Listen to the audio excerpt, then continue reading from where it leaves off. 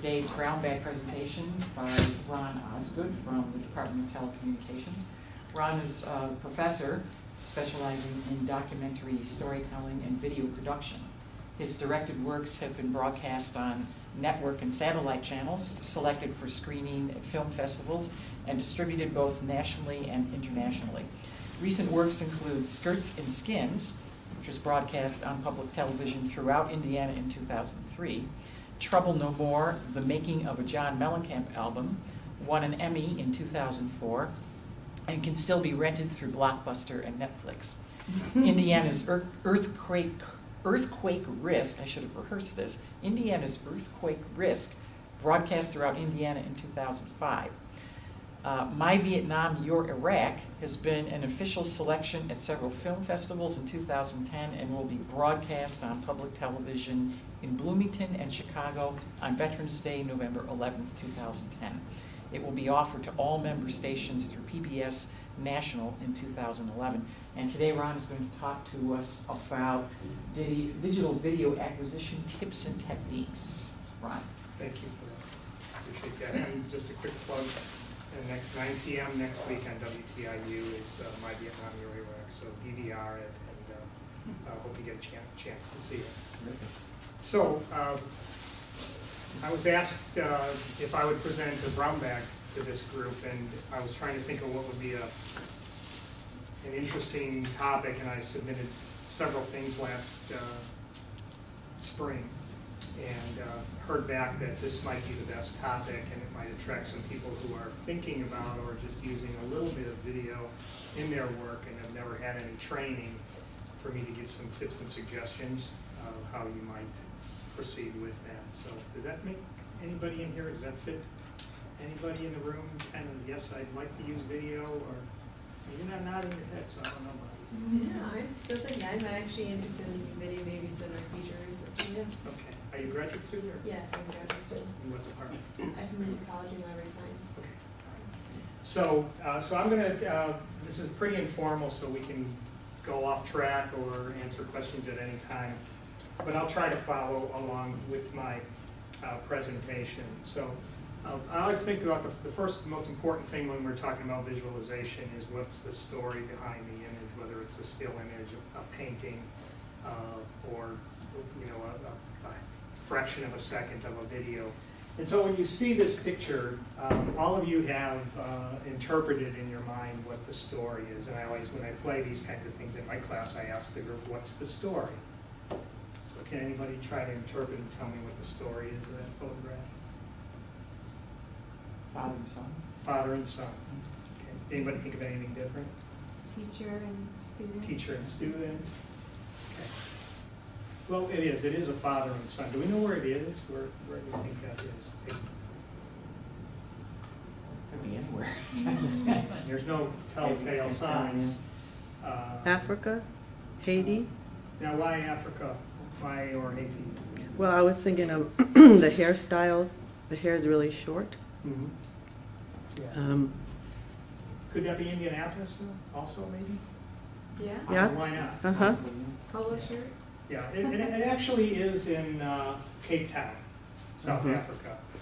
And but the shirt is a sort of a giveaway that this young boy may be a soccer player. Most people say they think that shirt looks like something they've seen people wear playing soccer, something like that. It doesn't have to be, but that's one other thing people sometimes say. And of course, if you look at the photo and we ask about what the emotions are we get from that photo, we probably would talk about the father, and we would say that the father, what? Proud. Is proud. So there's a pride in his son, maybe for a particular accomplishment, or he's just proud of his son. So that shows up. But there's one other really interesting thing about, and then the composition is that because he didn't, I said, well, where's it taking place? Because there's nothing in the frame that tells us in the background. We don't see anything that tells us it's South Africa, because the background is created and constructed by the person who shot this to keep us from knowing anything about that, as opposed to this shot. So in this shot, if we did the same thing, if this was a story, what's this story about? urban neighborhood. Yeah, it looks like, Looks like Urban. a slum. A slum. yeah, it looks, yeah. Yeah. Why does it look like a slum? What makes you think it's a slum? Well, Gracious. the layout of the apartments, they look a little run down, and the street just looks awful, so. Yeah. I think the street is the one that really, if this would have been framed or cropped differently, we might not have said, maybe the apartments would look more like Gracious said, but maybe not. What do we know about this young man? He has a tattoo. Yeah. What's a tattoo of? Looks like It's hard to tell. It looks like Don Quixote. Yeah, yeah. So does that tell a story? Does that mean anything, or is it just a random tattoo that somebody had? And what's his look? What is he? His look is one of?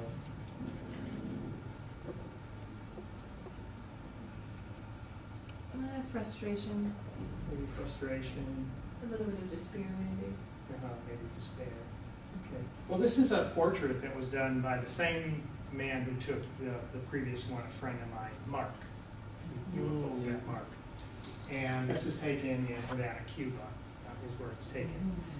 But there's a definite difference in this picture from the first one because the background now becomes an integral part of us being able to tell what the story is. And if it was framed like the first shot and we just saw him, we might also say you might have said he's from Mexico or from Indianapolis or Cuba, but we wouldn't really know. So the background really is an important part in making these decisions. So this was taken on campus in a class I taught, and you can get an idea of when it was taken if you look at the woman's hair, kind of that big hair kind of look. It's a long time ago. But I use this just as a representation of kind of what we do when we don't pay close attention to the frame. And if you look real carefully, you can see that the water from the fountain is coming right out of his ear. It's great when you see it in a moving video because the water is just coming out. And what I always do is come over to this side of the picture and say, I'm going to grab his arm and I'm going to pump his arm to make the water come out as a pump would do, right? And I use that just as the importance of framing our shots visually, like those first two, to tell the story we wanted to say and not have the distractions. This is kind of akin to being in a car on a vacation and going past Old Faithful and Yellowstone, and you see it from the car, but you don't have any time, so you pull off on the side of the road and roll the window down and shoot a picture out the window of the car. And it's just a snapshot in time, but it's really not a good photograph, right? More than likely. So what I like to say is when you're working in whatever visual medium, is that we don't always accept anything we do our first draft or our first photograph. So this is a photograph of a sidewalk through a park in Nashville, Tennessee. And it's not a bad photograph. I kind of like that photograph. It looks a lot better on the color is a little off on here. It's not really the color you're seeing. There's a lot of green in the shot on my computer, just to let you know, in the grass. But here's a different version of that. So we slightly changed the position and the angle of the camera, and it shows a little bit more detail. And we now see that there's something else to that sidewalk other than just kind of a pathway. And if we, vary our camera one more time, we can really concentrate more on the foreground, the importance of the foreground, and creating depth by seeing the converging lines go into the horizon and the buildings in the background, if we in fact wanted those to be there.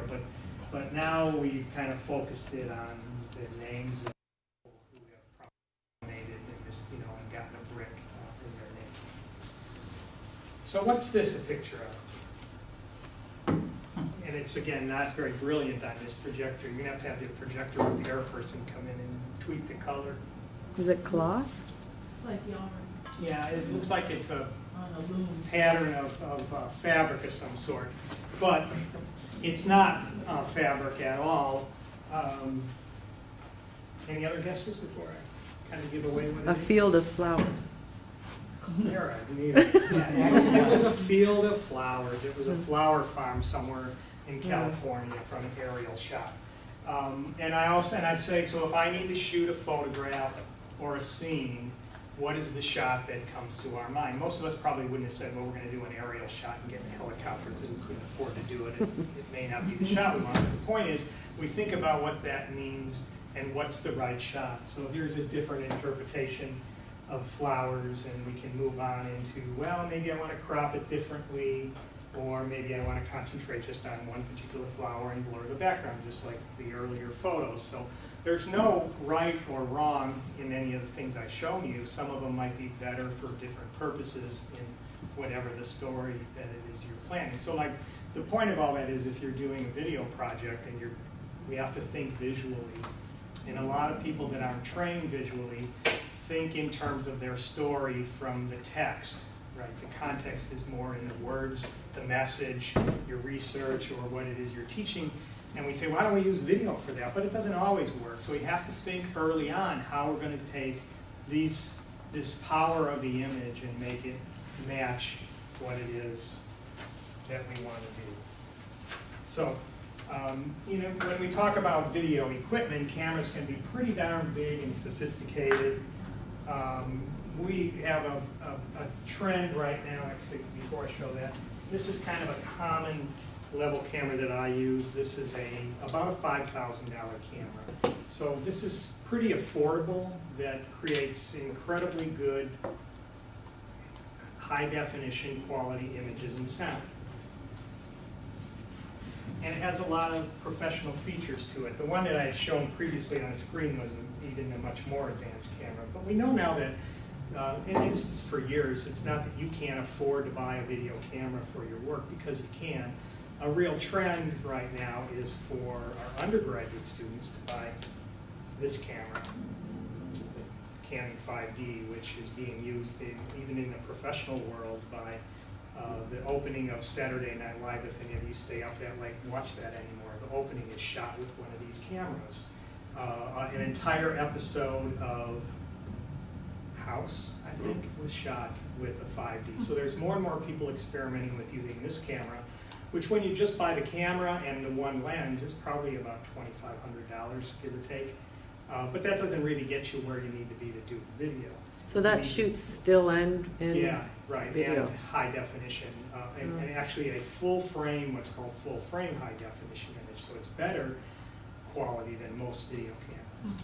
So this is what it needs to look like, that little camera, if you're going to use it for professional video production. So all of a sudden, it costs $5,000, and it's big and bulky, and it's kind of awkward for a lot of situations. So it's not the best for many purposes, but it's a point made that we all know that our cell phones and flip cameras and other small camcorder devices can solve and do exactly what we want. So this is a tapeless camcorder that has a tiny little SD card for recording high definition on it.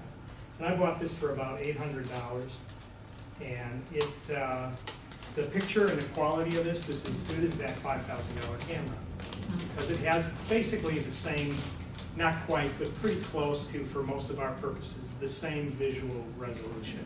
When we look at them side by side, most of us would say, well, maybe the color on the other one's a little better, but we might not. We might just say they look just like one another. So it's you don't need to spend a lot of money to get started in doing video. However, What was that again? this is a Canon, and they have about 15 models. If you go to canonusa.com and go to the digital camera section, you'll see. And you can actually, on Canon's website, you can compare models side by side, and then you can kind of see why you might want one model or the other. Because they have some of these that have a built-in hard drive as well as the external card and other features like Do that. they have any that record on tape? It's pretty hard to find anything new that records on tape. Yeah, most things are moving tapeless, which is a real concern because of archiving. How do you archive? If you have these little cards, are you going to save them, or are you going to use them again? When they, if you have a still camera, point and shoot camera, what do you do when you're done taking your photos? You download them to your computer, and then you reuse the card, don't you? Mhm. So what happens if your hard drive dies have you made 2 backups of it? Do you have 3 copies somewhere? Which is what people do. You have like 3 copies of it. But, so anyway, you can probably still buy some tape cameras, but they're becoming They're coming out. obsolete quickly, yeah. With that one, can you choose the quality that you shoot in, or does it just shoot in one? In the resolution of most video cameras at this level, you can either choose between standard definition or high definition. When you get up to the level of the bigger camera that I showed you, and this is where some of those differences start to come, there's maybe 3 levels of high definition so that you can have more record time per media card. So the choices are, for the most part, people will not need to change it. They're going to say, I just want the standard high definition signal. So in high definition with that one, how many minutes or hours can you get on a card? I don't have those numbers memorized, but we buy, when I do these are 8 gigabyte cards, and the card themselves, an 8 gigabyte SD card is, I'm going to say about $50. And when I use the bigger camera, it also uses those cards, and I use 16 gigabyte cards. And the 16 gigabyte cards with that high quality of the bigger camera, and those cards cost right at $100 or so. And there's a broad range, by the way, of cards by manufacturers and their read-write speed from the card to the camera. So the optimum one for the bigger camera I showed you at a 16 gigabyte was about $100, and it will record about, I think it's around 85 or 90 minutes. So it's a considerable amount for most things that people do. That card would be enough to do that. Now, Smaller than carrying around all those mini DVDs. Yeah, You know, if you had- right, yeah. So the good and the bad, though, I think archiving is the biggest concern. How do you archive your work and save them? And Chris is working. It's easy to lose those little tiny. You can lose those as well. You know, Chris is working right now teaching a class in stereo or 3D television and telecommunications, and they're using the AVL cameras, which use proprietary media cards, and those things cost about $900 for a 32 gigabyte Yeah. card, but that gets you almost 2 hours. So 2 hours at $900. So that's beyond the reach of most people. Why do we need that? But interestingly, this class this week has learned a valuable lesson, which doesn't usually happen when you take tape out, is that they don't have a whole bunch of $900 cards, so it goes from one team to the next. And 2 teams this week have had somebody write over their work. So they lost their projects and they have to shoot it all over again. So, you know, not only long-term archiving, but just the immediacy of protection is really, really a problem. Sadly, in both cases, it was very avoidable. Yeah, The students made a decision, and yeah. It's a student mistake, and they learn. Yeah. They won't do it again.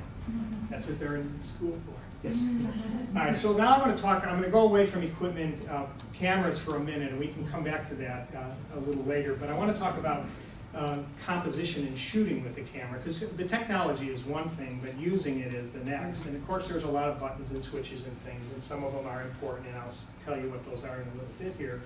But my contention is the position that you put the camera in a scene is the most important decision to make your shot. And remember those first 2 pictures we saw? The blurred background between the father and the son, and then the deep depth background with Don Quixote tattooed guy. So that was all based on where the camera was. So you could have done either of those shots in either way, but what happens is when you walk into a room and decide where you're going to put the camera, do we put the camera in a position that's the best place for the camera operator and at the height of the camera operator, or do we put it in the place and at the height that it needs to be to capture the image that we want? And that's so simple, yet so overlooked. And the biggest one will come up here in a couple slides here. So one of the examples would be shot angle. So if you're tall and you say, well, I need a tripod up tall for me to look at it, you're going to get a shot of this woman that looks like this, maybe. And if you're really short and you have the camera down really low and point it up, you're going to get that, and that's a different person's. You know, we don't have the same You know, if I show those one at a time and said, tell me 3 things about this person, you know, they would be totally different qualities about her, I think, because of that camera angle. So that's a really, really important one. And a lot of times what happens is that people are shooting an interview with somebody sitting down, and they take the person, I sit down to do the interview, but the person stands up and has a camera here, and you get that shot. So what does that look like when you see them? They don't have the credibility when they're looking up like that, as if the camera was down here where it should have been, with the camera operator down, sitting or crouching down.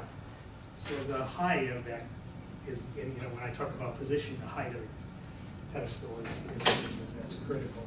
And it also kind of helps us determine what the different camera composition of shots are. You know, whether we have extreme wide shots all the way to extreme close-ups, and how do we make that decision on where the camera is, whether we want to have the background in the shot, nobody's in a forest, or kind of blur the background to the point where we're not really sure where that shot has been taken. And most people, by the way, are afraid to get close with the camera, and so you tend to see amateur shots are wide shots, or with the camera really far away, because we feel like I can't come this close to you with a camera lens, and that's not something I can do, but we have to. We have to figure out a way to get the camera and the lens where it needs to be. And so one of the big factors, and the factor that caused those 2 first shots, are what falls under what we call the depth of field, the effects of the depth of field of the shot. And the biggest way that we control that, there's other factors, but the one that we control the most is the focal length, which is zooming in or zooming out. So if we zoom into a extreme telephoto shot, or we zoom out to a wide shot. So these 2 shots, if you look at this bottle of wine in this hand, are almost identical in both frames, right? So I've achieved the shot of the bottle of wine, but I've either created a commercial, let's say, for that brand of wine, or a commercial for that wine store, just by the position of where the camera was in the room, because I either had to zoom in or zoom out to get the hand the way I wanted. I think that makes sense, does it not? What's the difference if you bring the camera close versus zooming in? Well, the first example would be, this is with the camera really close. So if this is the bottle of wine, that shot, that camera's right here, and it has to have a wide angle shot, and that creates a deep depth of field. So we have a broad background, and we see things somewhat in focus partway through the frame. And the other one was, bottle of wine still in the same rack, same position, but now the camera moves way back here, as far as it can, and now I zoom that lens into a telephoto shot, and that creates the soft focus and cuts off what we see. Because you notice we also, in this shot, we don't see any of this at all, and we don't see up here or here, because it's compressing the background in at the same time. So that's one of the biggest factors in making good shots, or determining the kind of shot you want, is the position of the camera and what the effects will be when you zoom in or zoom out from where you're at. So when you see a shot at a news organization outside the White House, so they're behind you see the White House in the back, it's somewhat in focus, and we see the fence, and then we see a reporter standing out there. That camera's real close to the reporter and really far from the background, so we get that depth and we get to see that whole frame. But if they wanted to do a story from the front of the White House that had nothing to do with the government, I don't know what that story would be today, but if they wanted to, they could move the camera further away and zoom in and blur the White House so you wouldn't know where you were. They could do that, and we wouldn't know for sure where it was. So this is a really, really critical one. So the other thing, of course, another factor is if you're shooting with what everybody's getting used to seeing, and that is wide screen, 16 by 9, more than likely high definition. And some of you, if not all of you, probably have high definition TVs, and if not, you're watching things on a kind of a box TV in a 4:3 mode. And when you're shooting, you have to take both of those. At least for today, you still got to consider both of those because everybody doesn't see it on a widescreen. So how do you make? I mean, that's a decision when you're shooting with a camera. You might say, well, I'm just going to shoot with my camera, whatever it is. I'm going to use it on my screen in my classroom or my lab or whatever, and I'll be fine. But if you're doing it at a bigger scale, you have to take into account what those other uses or purposes might be, and are people going to watch it on a smartphone, or are they going to watch it on a computer screen or in a movie theater, and whatever, all the different screen sizes, and what's going to happen in my picture. And this is the example here was just to show that in this frame, we do really concentrate on the 3 kids here, but in this one, I think this is where the story goes to, the girl kind of in that shadow, right?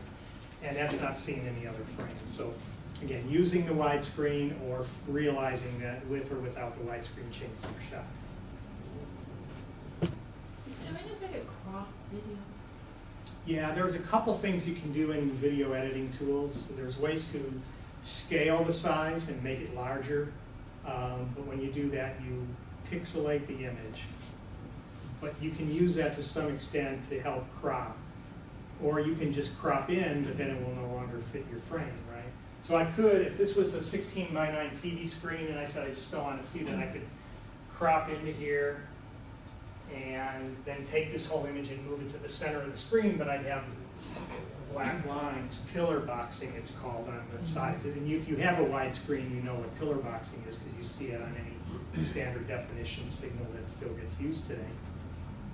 But that way you can decide what gets cut out. For Mhm. instance, if you Yeah, yeah. Okay, this is probably, I debated whether to put this on here or not, but I thought it'd be good to think about. And that is when you shoot video, and a better example for this group would have been a person, like a shot for an interview or something, is how do you frame the shot to include what we call the safe area. That's the part of the frame you see when you watch on a television versus a computer screen.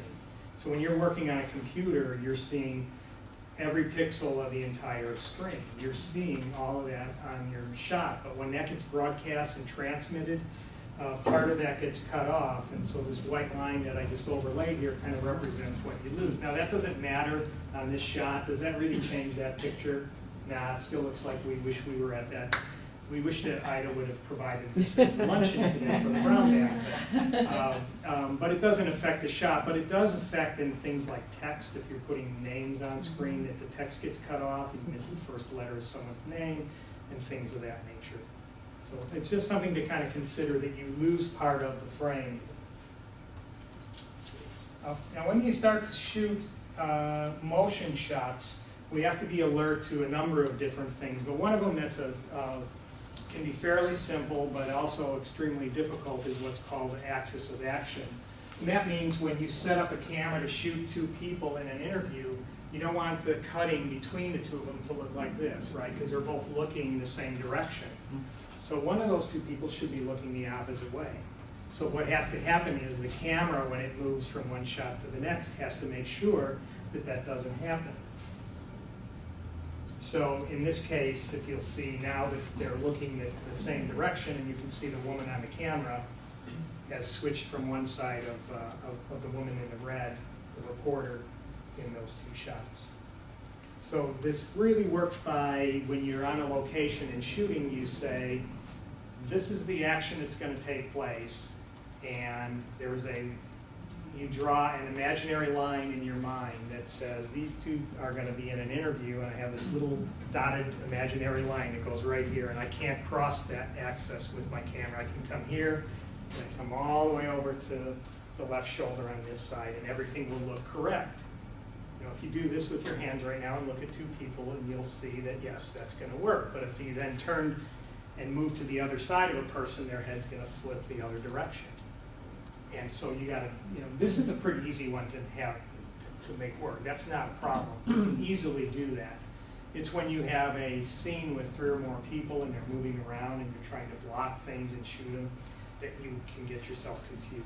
And of course, the main goal here is not to confuse the audience by having a magical kind of a trick happen to them on screen. So axis of action. I think the other thing that, these are just, next few slides are just basic design considerations, and that is the power of some image on the screen and the screen force that it creates. And this is an example of the power of, of these trees. And so the vertical lines of the trunks of the trees are really, really important for us to tell that story. Now, if you were in the redwoods, this is in Sequoia, but if you were there with your point and shoot camera, a lot of people would take their camera and go like this, right? You would shoot it as a vertical shot, but you can't do that with a video camera. So we have to figure out how do you crop and get that in the horizontal plane. And that's something we have to think about when we set up our shot. But the point is that we create power and strength when we use that. And we can also use horizontal lines to draw the eye across the screen, and it creates a little bit of a different feeling than we have with the power of the vertical lines. So I always have my students, when I show a shot again like this, is say, where do your eyes look when you look at this picture, and then what do they do from there? So somebody want to tell me when you just first look at this, where do your eyes go? And then what happens to your eye movement? We don't have eye tracking in the room, but I saw the different colors of the ropes and then they fit into what was holding the ropes, and then I noticed what was holding. so you started with the color, and the color caught your attention, and you just follow that line to the mass of that tie down. Did anybody do it differently?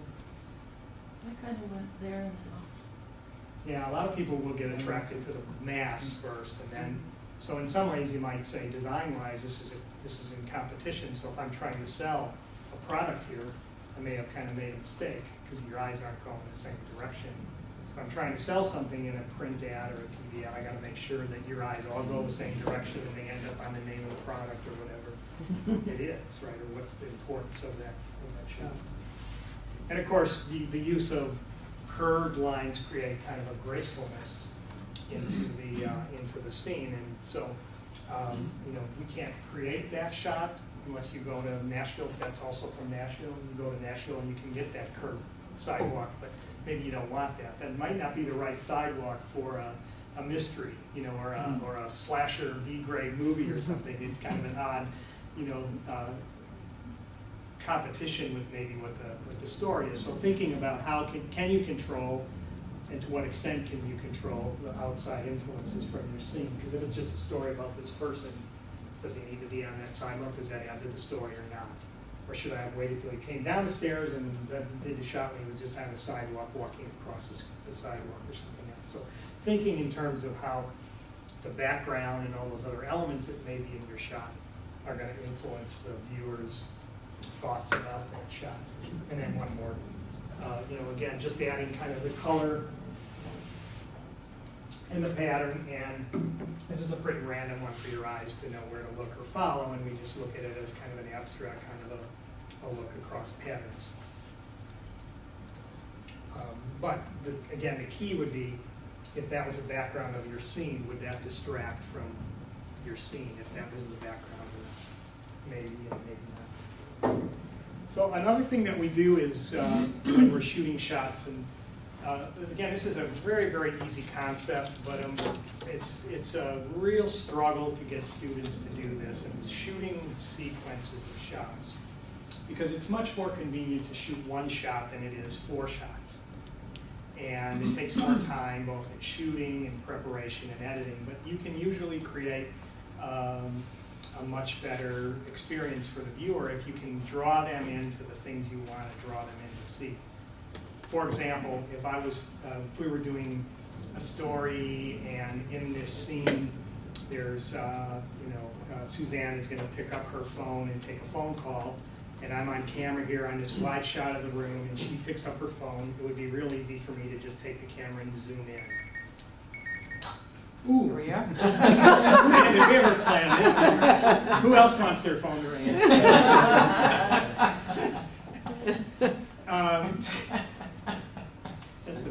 That's one of those. That's best- amazing, isn't it? I should do that. So that's what the student would do. They would take the camera and they would zoom in. So the first thing is, I would say, now let's shoot it as a wide shot, and then let's compose the close-up shot. And maybe I want my camera right here for that shot, as opposed to back there zoomed in, where it, you know, now I have a zoomed in shot and it has very low depth of field, and maybe I want it to be a wide shot, so it's over her shoulder and the back of her head is in focus and her shoulder, and the telephone is also in focus. If I did that from here and zoomed in on it, I'd have a lot less of those capabilities. So that's one reason for doing sequences of shots, is to draw the audience into what you want them to see. And that's why when you watch a really good, let's say a TV drama, like a 1 hour TV drama, not a sitcom, but a drama, or in some films, you'll see there will be edits made that you won't even notice that they're edits, because that's what our eyes, you know, perceive what we need to see. So somebody reaches to pick, you know, 3 people walk in a room, but one is the main actor, and they all sit down, and as they're sitting, there's a cut of the person sitting, of the person whose story it is, and it's a great cut. Nobody even goes, wow, what a cool edit. All they say is, there's our character. Now we're concentrating on that. So we have to try to fake through shooting and editing what the audience wants or needs to see. So in this scene here, we have this man who's going to put this suitcase in the back of his car. So we could have shot it with one shot, or we could have taken like kind of this visual storyboard here and start with a wide shot where he reaches to open the door, cut to a close-up of his hand as his hand is opening the door, then eventually cut to a shot of him putting the suitcase in, and then have a shot from this different point of view from inside the car, looking out towards him, and that is one way to tell that story. And again, you could do it with the one shot from the back, and it may work, but depending on what you're doing, this is something to consider. How do I figure out how to do sequences? So here's another example. So these 2 shoppers in Takayama, Japan, are, I think you can get a sense, you might, but to me, I know it's a market. Maybe the drapes over the top are what give it away to me, but they're at a market, and you can see that they're looking down at something. So the camera could have tilted down and got to that shot, or you could do cut, and we could see what it is they were looking at. Right? So shoot 2 shots, a sequence. Wide shot, close-up shot. And the other importance of those 2 shots is the eyes. Eyes are the greatest invention for editing that there is. When a person's face or eyes move on frame and you cut on that, it works perfectly for the next shot, because there's a connection, and easy to understand connection between those 2 shots. So we're talking a little bit about editing, but editing can only be achieved by shooting and planning. How about this one? Anybody have an idea what this is? Come on, Clara, we're counting on you to get this one. What do you think that is?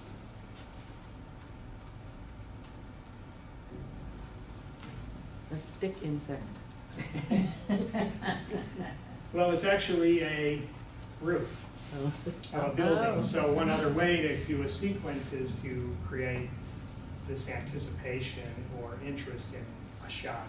And we see that in movies all the time. They don't give away the whole visual shot. So we can start with a close-up shot.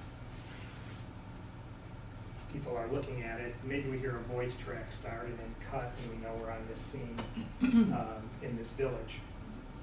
Okay.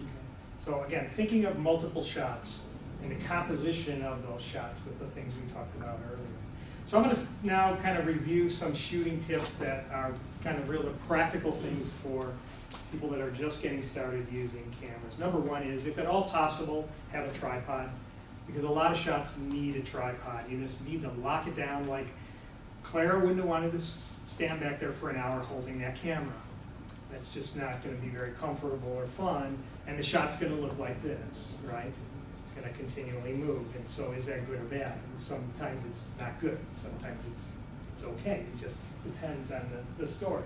So using a tripod. Number two is limit the zooms as much as you can. If you've ever shot, or the first time you've ever shot, home videos of your kids, or done anything with a video camera, we play with all the toys, and so we play with the zoom. And the camera's constantly zooming in and zooming out. And when you watch it back on the TV, you get you get dizzy. because it's really hard to follow those fast movements like that, and they're movements without a purpose is kind of what I would say they might be. Sometimes you need to use it because you just can't, I gotta get the shot of Suzanne on the phone, it just happened, there's no way for me to move my camera and reset up, so I have to zoom in. But if I don't have to do that, I'm gonna decide whether I want to or not. Now, the biggest issue, I think, with zooms on a psychological level is that our eyes don't zoom. So when we look and concentrate on somebody, it's more like a cut instead of a zoom. It's more like a cut from the wide to the close-up. And that's one of the reasons for doing it. So I challenge you to watch not reality, low-end, low-budget TV, but again, high-end TV drama or films, and count how many times you see something that you think is a zoom. And it'll be pretty minimal, if not none. But you will see lots of camera movements, and the camera will be on a dolly track or what's called a steady cam or even handheld, and it'll move like this, which is just like, subjectively what we see when we move. This is what, when I zoom in, on this notebook, this is what I'm doing. It's not back here and zooming in. So the movement of the camera makes it much more realistic, and we see that all the time. One of the best examples, or two good examples of that I'm mostly familiar with, one is ER, if you ever watched ER, where the camera moved for sometimes 5 to 7 minutes without a cut. The camera was always moving around within the frame and getting to the right place. And it was always a wide shot, they were never zooming, it was just a wide angle, and they would, block it out, they knew where to go and what was gonna happen, and they would walk over to here, and there'd be a nurse, and somebody else would walk in frame with a conversation, and it would kind of go around them and move over here, and something else would go on. And another one of those is This Old House. This Old House on Saturday, early afternoons now, is another good example where they block all this out, and they use, for the most part, a wide angle lens, and they block it out and practice, and they know that, when Norm or somebody's gonna walk in and talk over there, the camera's gonna be starting here and it's gonna be over there right when Norm, boom, talks about what it is that's there. And you have these great moving shots without ever using the zoom on the camera. The next is limit the pan. Same thing with zooming, panning. If you've ever practiced panning, and if you get a camera, or next time, do kind of a pan from here to here. And if you do it with your eyes, you can do it about like that. And if you do it with a camera like that, the audience is going to go, whoa, what's going on? So it's going to be really, really hard for people to understand that. So the use of any of that movement, you have to be kind of keep it under control and practice to see what works the best. Hold your shots longer than you think is necessary. People have a tendency to say, here's my shot, oh, I got enough, let's go over here. And I don't have enough. So if I need a shot, of Gracia sitting there, I'm going to hold it for 7 to 10 seconds before I do anything. Before I zoom or move or pan, I'm going to hold it steady, maybe even on a tripod for 7 to 10 seconds, because you're going to need that much time to get a good, solid shot. I shoot more, and it goes along with it, shoot more footage than you think you need. If you're going to shoot stuff for your own work, and well, I need a shot of these two students working together, so I'll shoot 20 seconds, and that's really all I need. I go, you know what? I think I'm going to shoot 20 more seconds from this angle, and I'm going to shoot 20 seconds over their shoulder, and I'm going to shoot a couple close-up shots of what they're working on. So I'm going to have a variety of things to choose from to make sure that when I try to demonstrate that, whatever it was, to another group, I've got some options to make it really work. So it takes time to do that. And then framing each shot carefully. The problem with this camera, one of the things, the cost cutting of cameras, is there's no viewfinder. If I want to look at this, I have to open the LCD screen up, and I have to frame and compose by looking at this.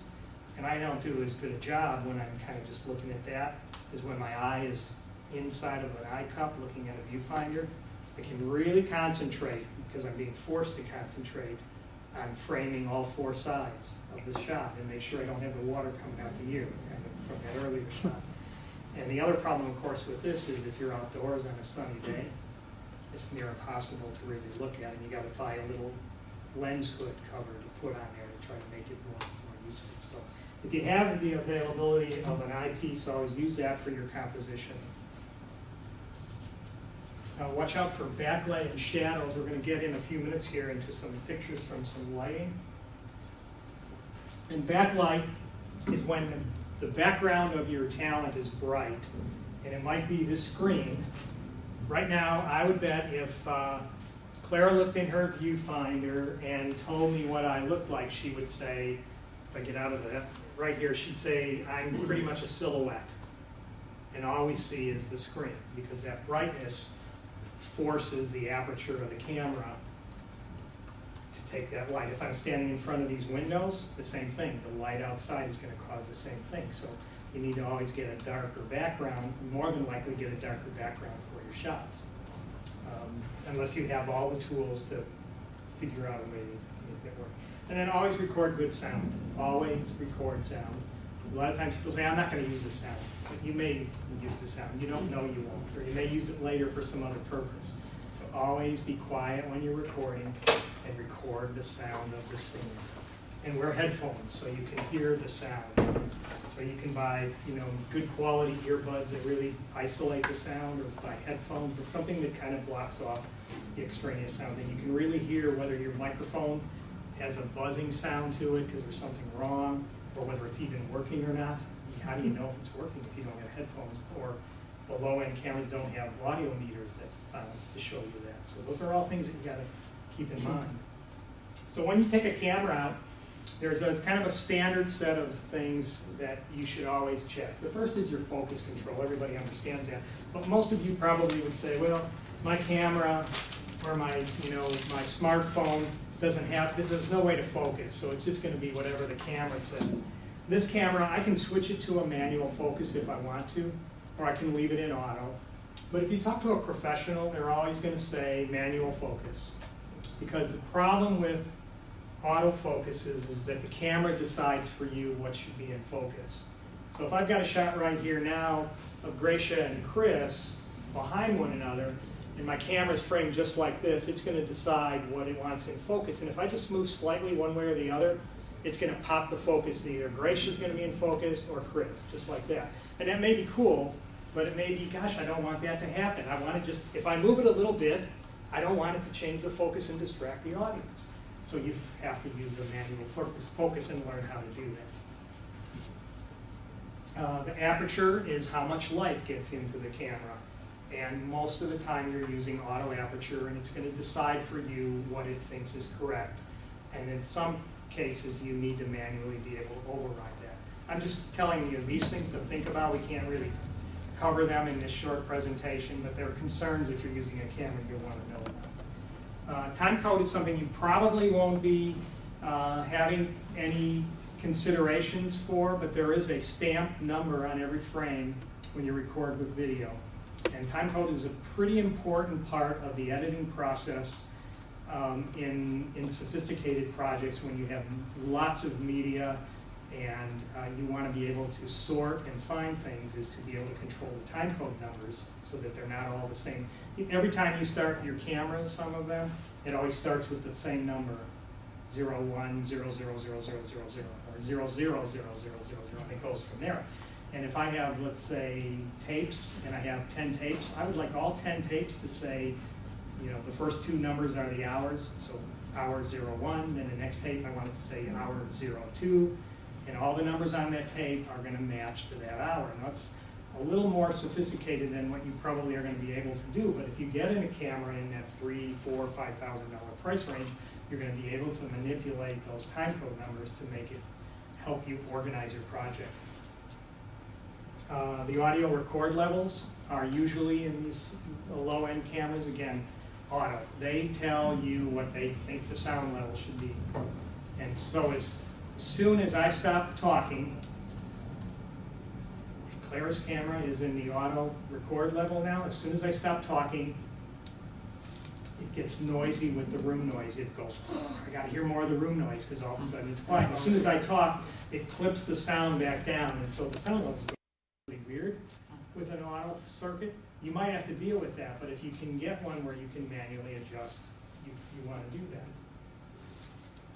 There's a feature on a camera called an ND filter. It's like a pair of sunglasses, and it's a really important feature to use when you're outside on a sunny day. It's almost any sunny day you're outside, you would use some form of neutral density on your camera. And most cameras have some form of that. Some of it's just built in automatically, you don't even know it, and others have a switch that allows you to turn it on. There's another switch that some cameras have called gain. Gain is, if you've ever, remember those, you ever seen videos shot in somebody's home in the middle of the night where it's kind of a grain cast and it's all kind of grainy looking? Well, that's the gain turned on a camera. And Sony, for years, has had a night vision kind of a switch on their little camcorders, and it creates that. Great if you need to see something in the middle of the night when there's no light turned on. If it's turned on at the wrong time, it creates this grainy looking image on your picture, and it's really annoying. So if you have a gain on your camera, you want to know how to control it so you can keep it turned off when you don't need to. Well, there's lots of other switches. I'd be happy to talk to any of you at another time about all the other things that you might have questions about. The last category would be some cameras come in with built-in special effects, so you can make the picture black and white, or you can do effects within the camera, or all this stuff. And I always say, don't do it, because then you're stuck with it. Do it when you get to your editor, because the editor has the same tools. Go to the editing station in the computer and say, make this black and white and change the color or do whatever. I still have my original footage if I decided I didn't like what that effect was. Okay, so let me talk briefly about lighting and shadow, which for us, without worrying about too much about lighting kids, we do need to worry about light. And so while in this room, we can look at one another and we'll accept the lighting as it is. If you saw these images on video, you go, God, is that awful? And the reason is that even if we turn these lights on, the lights are coming from up above, going down, and they're causing bad shadows under our eyes and on our chin. And there's no frontal lighting, so that's why TV always uses frontal lighting in some way, whatever it is they use. And so let me show several examples of some things like this. So with light, what we're trying to do is control the amount of illumination, whether it's natural light or whether it's artificial light with instruments like these here, to control the color, to make sure the color is correct, and to create a mood that you're trying to create through some kind of an effect. Those are the three basic reasons or purposes of lighting. So we all know when we watch television that there's a variety of different levels of the sophistication of lighting. So in this episode from Seinfeld, you can see that sitcom quality, cranking things out, the lighting isn't paid that much attention to, and we get really bad shadows that appear in the scene. And if you watch films, you won't see that. They'll figure out how to keep the shadow off that wall. Here's another sitcom that shows this real flat lighting where they just overly light everything in the room, and it doesn't look like most people's apartments when the light is on that bright. Lighting usually looks more like this in real life, and we try to create motivations for lights, like that bright light that we see over Tony Soprano's head on the upper left, hitting the paneling there. We don't know that in this shot, but if you saw the scene, you knew that there was a big window with a bright middle of the day where that light's coming from. So we motivate the light somehow. And then in a lot of sitcoms, in a lot of dramas, we concentrate and we work really hard on getting that lighting to, one, motivate the light so you can see that both of these detectives have the light from a Law and Order episode coming in and hitting them from a window. That's what we think it is, but it probably is a lighting instrument to create that effect. It's motivated to make us think that. And they've got the rest of the background and everything is pretty dim, and nothing distracts because they really concentrate on their faces in this shot.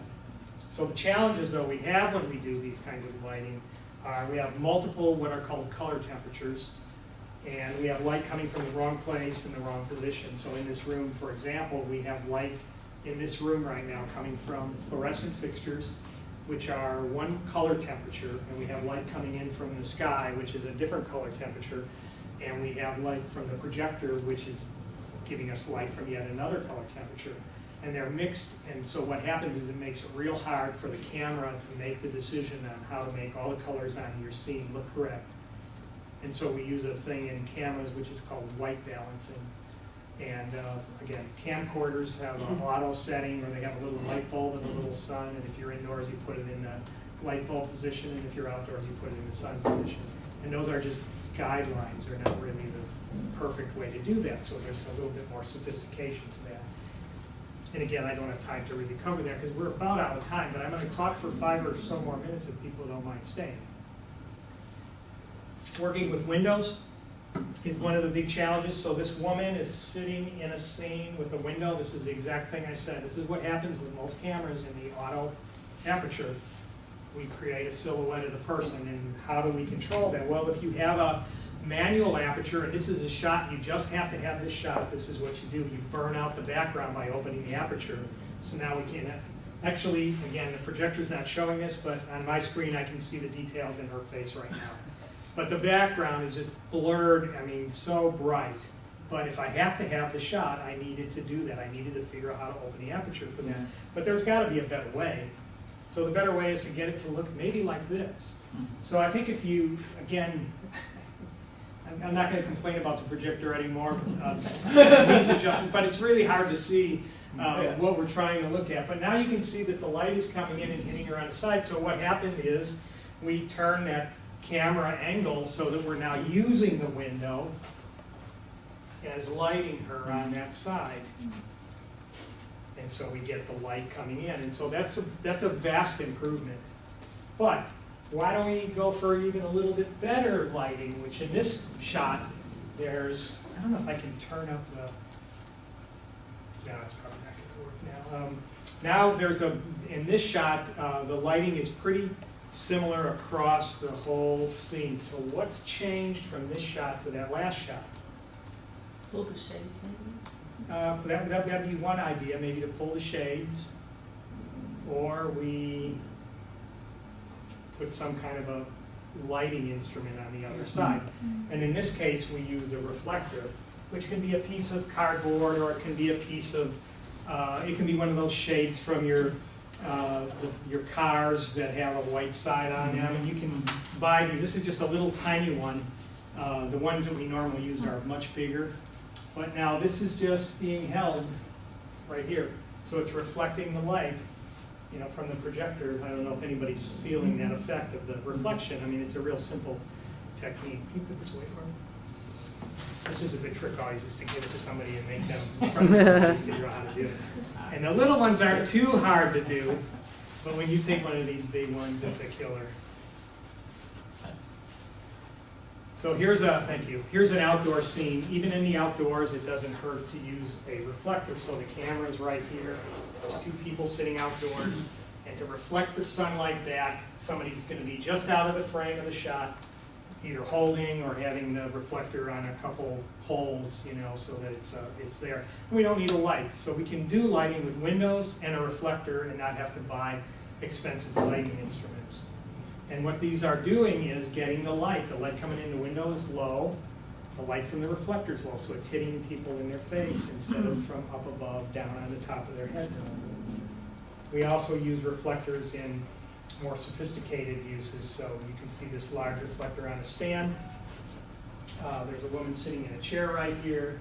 And there's a big light right here. And again, these aren't going to probably show up that well, but this is what the framing in the shot looks like. You can see how nice it looks like there?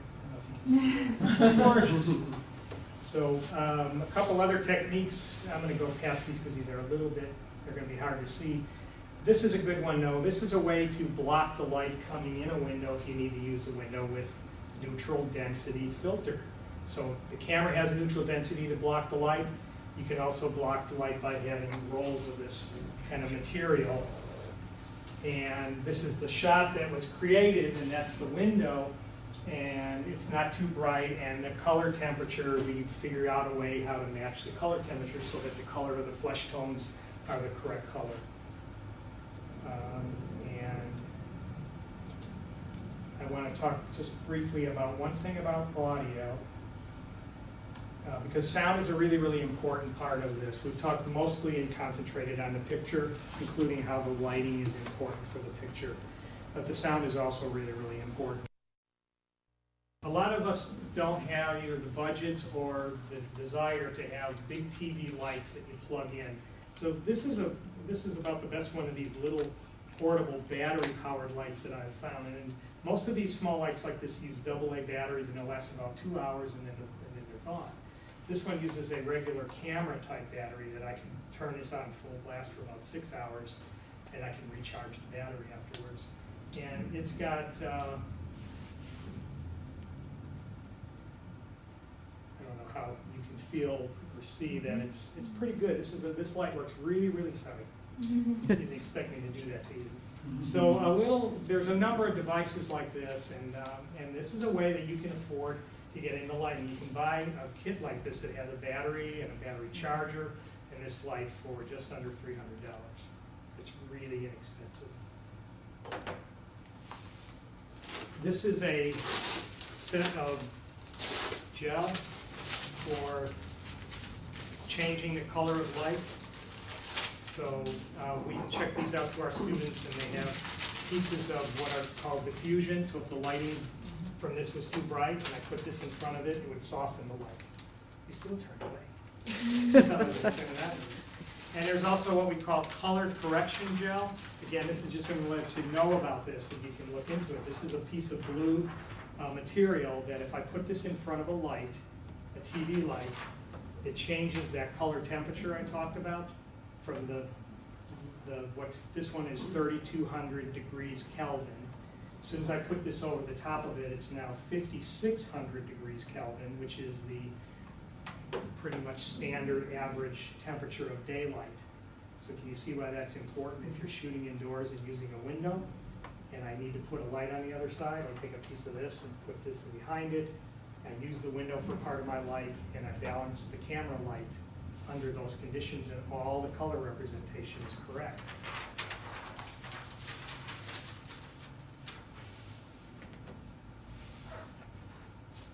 When we talk about external microphones, there's really two things you want to consider. One would be to maybe have what's called a shotgun microphone. And shotgun microphone can be put on something like this little fish pole.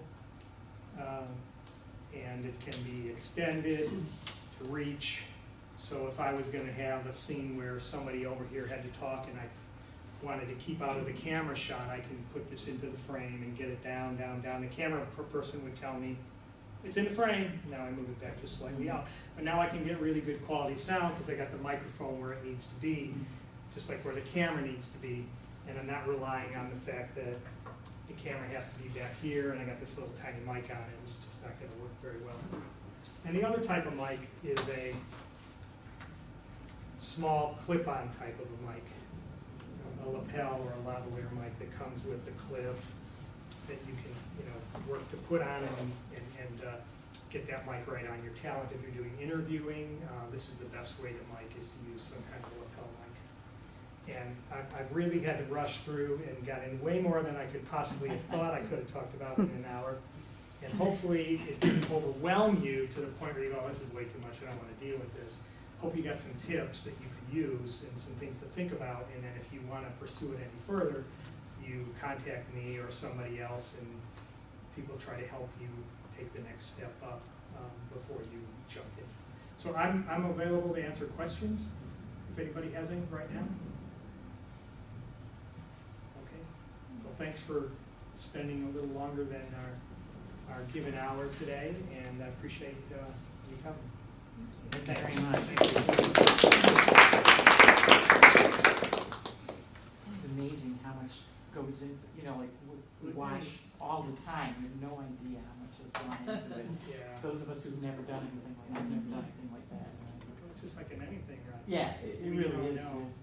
But the magic of and the charm of what we see in the movies and such is pretty sophisticated. Yeah, What they do together. it's amazing. It's good. Any other comments? No, this is just incredibly helpful. Yeah, I think a lot of people in here are doing ethnographic research, but nevertheless would find a lot of these techniques extremely useful. I mean, if I were doing ethnographic research, probably I would just go and hold the camera. It's really not paid. Yeah, well, I think, Potentially, you I think know. a really good example of that is that, you know, we'll do what we need to do at the level we need at the current time. But if we think broader, and I'll give you an example of that. Jeff Woolen went to Vietnam 2 years ago, and he was doing a photography project. But part of his photography project was to do an interview with the people he was photographing so he could write an essay about them. So he decided he'd bring a little camcorder and just set it down in the room somewhere and point it at the person, maybe on a tripod. No microphone, no lights or anything, and then he would just do the interview with them, and then he would get that translated and transcribed and get the extracted little piece he wanted. So for his initial project, it was great. But he spent all this time and had all these interviews, maybe 20 of them. And then when I came along, you know, and said, Jeff, you know, why didn't we talk before you went? You know, I would have suggested just a microphone and a little more, you know, this or that. Because I looked through his interviews because I was going to use some of his material for my project, and it just doesn't work because the sound is really bad. Yeah. It's only good for his initial purpose. So I think we have to look at, when we're going to spend the time and effort, what else could we possibly do that might help us for, and the big word we use is repurposing, Yeah. right? We repurpose, we always find multiple uses for things we do. Heck, In terms of value for money, I mean, and, you know, anthropologists have very low budgets too. I think getting the microphone off the camera is the most cost-effective thing you Yes. could do. You can buy a fairly decent microphone for like $150 even, and it makes so much difference. The one on the camera is just useless, partly because it's on the camera, Yeah. and all the camera buzzing and stuff. right, any gets into it. vibration when you touch the camera, if the motor that's turning with the tape is in it, all those are induced, plus the distance. Yeah. You know, the mics need to be within a couple feet to really work, unless you can afford to buy $1,000 microphones that they use like at a sporting event and have, you know, that kind of sophisticated technology, so. So even the shotgun mics have to be within a couple feet? You know, this particular thing, this is about a $450 mic. And I would want this within about 5 feet of the person that I'm interviewing, and I'd put it within 2 if I could, you know. Every time you double the distance from the mic to the person, it drops the sound level in half. So from here to here is cut my voice level out twice, you know, in half. That's tells me how important it is to try to keep it closer. Sounds like for a small amount of extra investment, you get a huge amount Yeah. of Yeah. benefit. Right, So great, people yeah. with low budgets, they put in an extra $500 or something, and Yeah, get a lot more out of it. exactly. Yes, ma'am. I'm curious about that Canon 5D. So it is both a still camera and a video camera. Mhm. Yeah, and I mean, it's always the Canon line, and those cameras have always been still cameras, but It's an EOS? it's just called the 5D Mark III or Mark IV, whatever the newest model I thought I is. saw EOS. And they keep changing, you know, they keep changing the numbers and the models. But as with all still cameras, even your point and shoot cameras, a video component has been built in. It's a pretty easy thing for them to add that to the camera.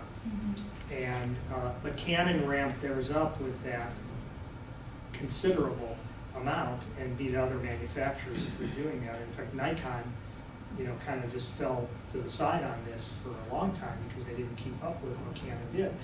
And so Canon came out with, you know, people figured out, wow, look at the image quality and resolution that you can do with a video with this camera.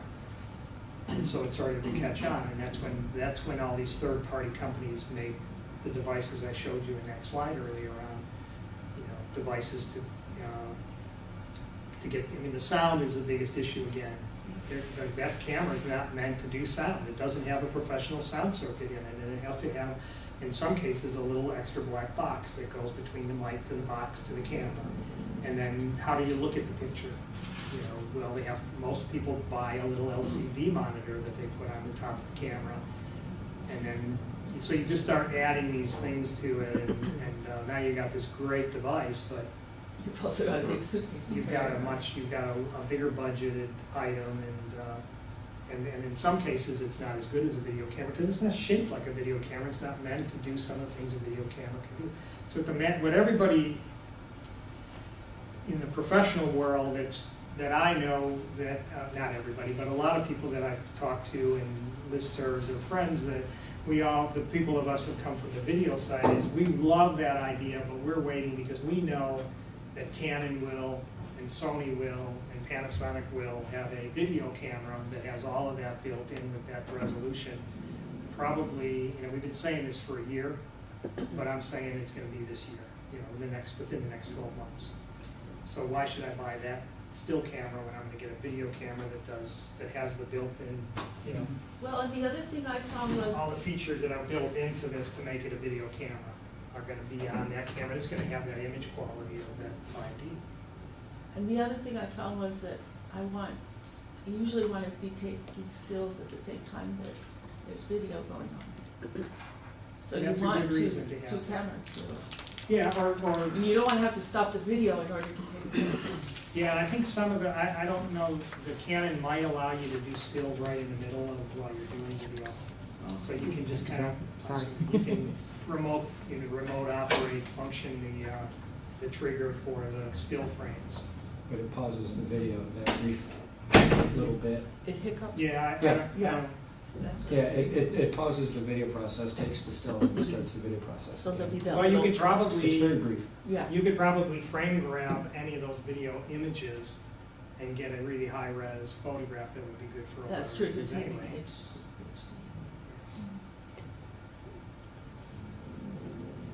I was just gonna ask if you know much about the red camera, and if Well, you've I ever know that used one. AVL has been toying with the idea of maybe IU having a red camera, and I'm not sure if they want to speak to that or not, but, the red camera's been promised and delivered at different levels for 5 years, I think, now, Mhm. and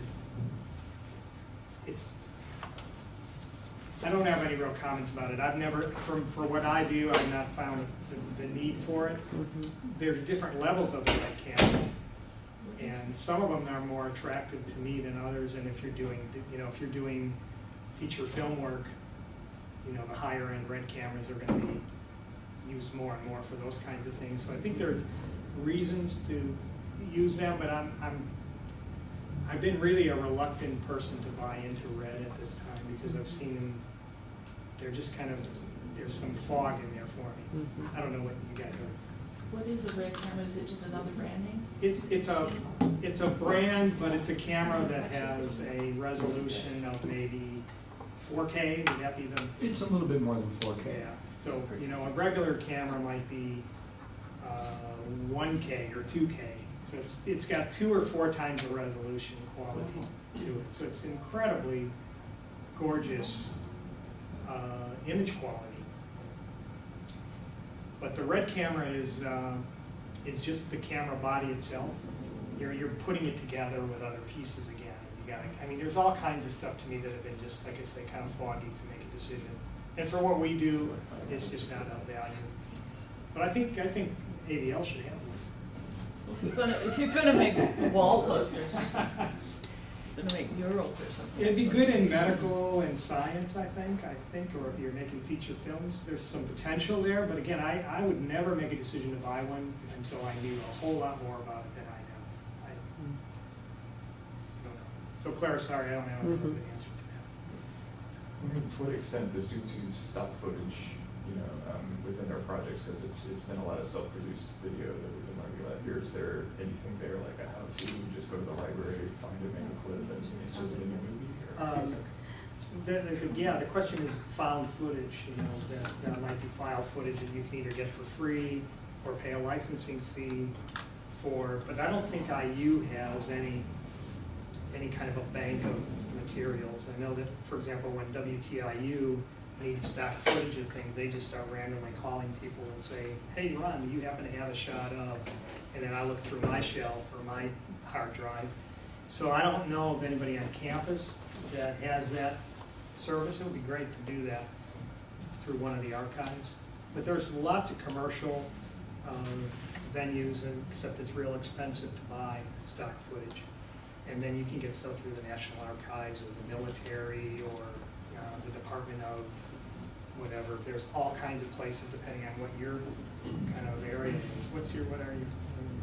We're doing a project variations on video, and so I'm What just trying department? to figure out in the digital library. So I'm just seeing how students are using video. What do you do to archive your material? Do you, like for instance, when you put together a documentary, do you make a preservation master of some sort and that's stored someplace and then you never touch it, and or do you? Changing all the time what I Yeah. do. One of the hard parts for me switching from tape is that tape was such a great archival medium for maybe 20 or 30 years, but it's not going to last forever.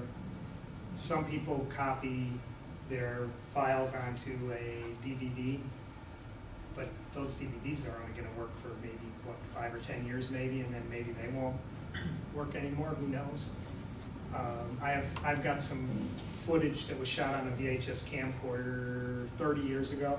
Some of those tapes still play, others of them have a mechanical problem. You put them in and they've got this problem which is called stiction, which is when tape adheres to itself and it's stuck. And so what you need to, in that case, if you have really old tapes, what you're supposed to do is fast forward and rewind them once a year. And that'll keep them lubricated and keep them, maybe give you a little bit extended life. But I've got some of the same stuff that's 30 years old on tape that I put onto a DVD 10 years ago, and the DVDs no longer work. Just from, using a computer DVD process. So I don't know, archival-wise, without tape, when you're just doing just the digital form, you have to figure out the importance of your work, and I think it's important. I think I love to look in old books of snapshots and go, wow, this is really cool to see a 1940s street scene shot from Chicago where I lived, and where did that picture come from? Why did that happen to make it? And others didn't, because people threw them away because they look at their picture and go, oh, this is just a picture of our street, and I'm cleaning out stuff that gets thrown out. So I'm really into the idea of preserving that stuff. So how do you do that? And I know there's much more intelligent people on this campus than I am with ways to do that. But what I do is, once I extract the work into the computer and edit my program, and the program master gets made, I figure out how to archive or save multiple copies of both the edited version and all the original assets. And one of the things that I've found out through a listserv that I belong to is that other documentary producers are what they're doing with the same exact kind of a problem is they're making 3 copies, and they're putting them on 3 different hard drives from different manufacturers at different time periods. So like today I'll go buy a Lassie hard drive, and I'll put all my stuff on that as a backup, and write myself a note somewhere that 6 months from now I'll make another copy on a Seagate hard drive, and then so I'll always have different manufacturers and different time periods, and I'll just keep that process going, and then you try to figure out how to get it to a sophisticated backup system like a tape drive Like a mass backup store. system of mass storage. So do you use a mass store account here at all for any of No, your because stuff? they're not big enough, unless, I don't know how to get, and I'll be honest, I haven't asked yet, but from what I know, the amount of space they give you would not even fit. The project I'm currently finishing has several terabytes, and you can't get that kind of mass storage from IU, I don't think. I don't think they're gonna give me that amount of space. You could ask. Yeah, and that's just one, but that's one project from one person, so this is Yeah. enormous. Mhm. I don't But you save all the data files of your I save projects, so they're all everything. separate. Yeah. And then, because I was also thinking, what about, like, what software do you use to edit? And Right now, I use Final Cut Pro. so, like, Yes. as Final Cut keeps changing and upgrading, like, if you have, say, you have a film that you made 10 years ago, and you haven't really called it up into Final Cut recently. Is that going to affect? Have you found that affected at all an older project? You know, all or- the assets will still work, Uh-huh. but the project file, the file that glue that holds it all together, will be from a previous version, and we all know what happens when you, in any software, will Word open up Word files that you did 10 years ago? Yeah. I think it usually has a way to upwardly make it compatible. It converts it. Yeah, but it won't let you go back down. Right. You know, so once you make the jump up, you're not gonna be able to go back to the older system if you have. So the problem what was happening on campus is we were putting in Final Cut for a while ahead of the university, the UITS labs, the STCs. Mhm. So students were working in our lab, and then our Oh, lab right. closes at 11 p.m. at night, and they wanna work at 3 in the morning, and they would come to the library, and it wouldn't work. They couldn't get it to work because it was a lower level software, so you know that compatibility issue was an issue. Mhm. What kind of editing software would you recommend for somebody just beginning video editing? Use a Macintosh. Windows, PC? Sony Vegas. Okay. I don't know of anything else on the PC that I could recommend. I mean, you could look at Adobe Premiere Mm-hmm. and Avid Media Composer. Those are two professional software programs. I'm not a potential Premiere lover, but Chris is. You're saying there's a It's free. simplified version of Yeah. Premiere Yeah. called Premiere Elements All right, great. that you could look into, and that should be covered by the download agreement. Yeah, it's from- free here, Yeah, isn't it? yeah. Okay. So Premiere. So Premiere's Elements. got, I mean, they'll have all, and it's a good path to learn it at the elements level, and then you can move to the sophisticated level once you find that you've outgrown. You know anything about buying film in a foreign country and then converting it to American software, or?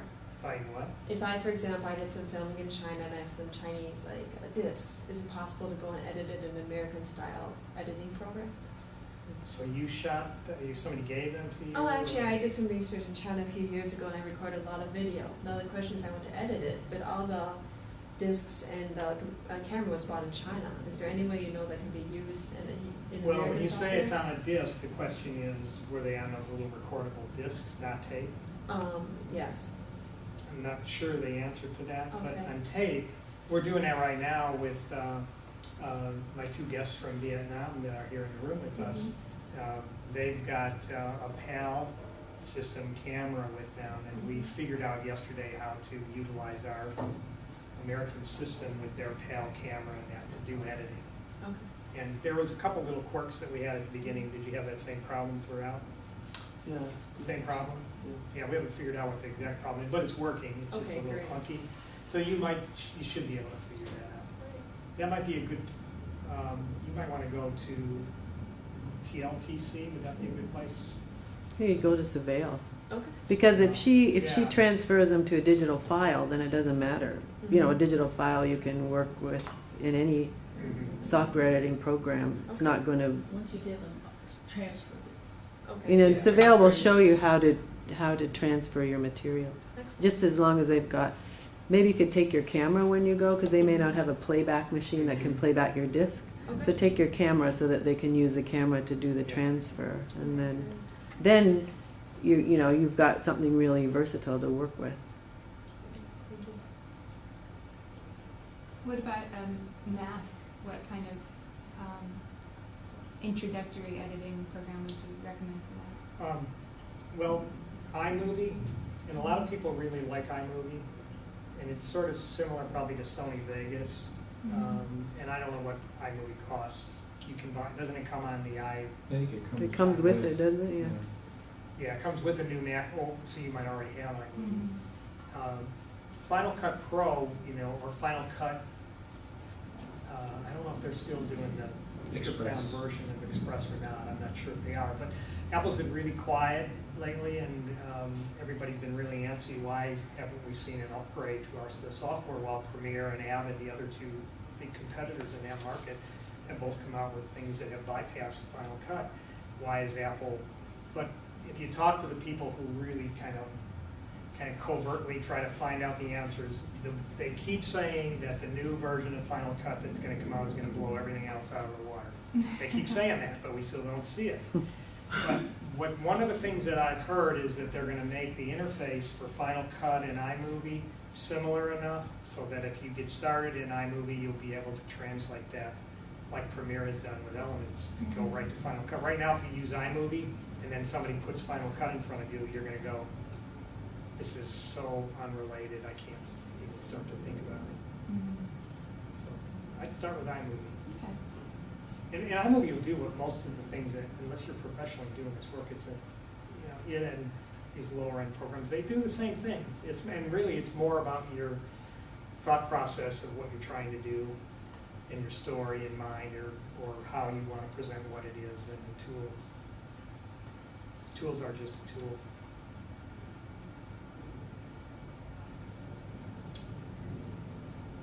Well, thanks a lot again for Thank you, Ron. sticking around. Thank Appreciate you. all the questions. Mhm. You gave me some things to think about as well.